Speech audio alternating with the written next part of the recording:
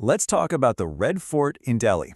It's so much more than just a historic monument of red sandstone. I mean, it's a symbol of India's sovereignty, its history, its very heart. It's the place where the nation's story is told every single year. But here's the thing. That powerful symbolism also makes it a target.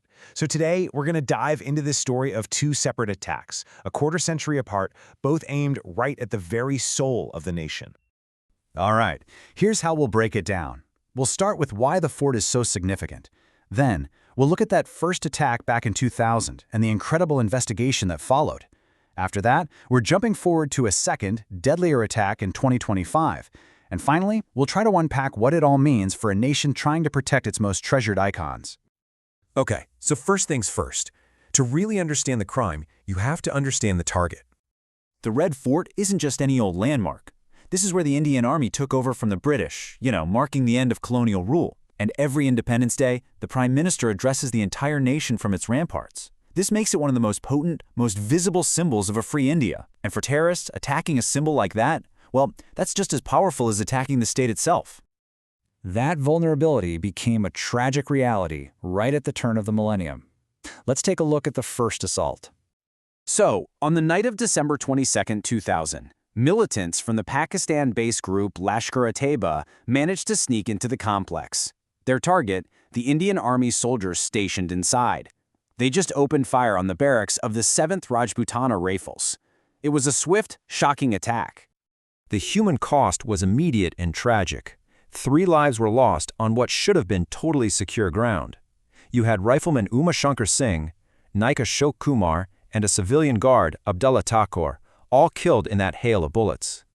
The Army's quick reaction team did return fire, but somehow the militants managed to escape, just disappearing over a boundary wall at the back of the fort.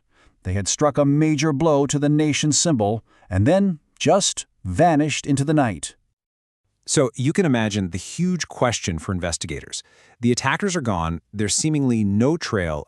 Where do you even begin? The entire case ended up hinging on the tiniest mistake. In that scramble to escape, one of the terrorists dropped a plastic bag, and inside, investigators found a small, unassuming slip of paper, and on that paper, a single phone number. That was the one thread that would let them unravel the entire plot. And believe it or not, that phone number led investigators straight to the mastermind, a Pakistani national named Muhammad Arif, also known as Ashfaq. But his arrest? That was just the beginning of what would become an incredibly long road to justice. Just look at this journey through the justice system. Ashfaq was arrested only days after the attack, but it took 5 full years for a trial court to sentence him to death. The case then just wound its way through endless appeals, from the High Court to the Supreme Court, until finally a final review petition was dismissed in November of 2022. It took 22 years for that final verdict to be sealed. The sheer gravity of the crime was really reflected in the court's own words. In its 2011 judgment, the Supreme Court didn't just call it murder or terrorism. No, they called it an attack on Mother India, really cementing this idea that it was an assault on the nation's very identity. So for more than 2 decades, it seemed like that chapter was closed.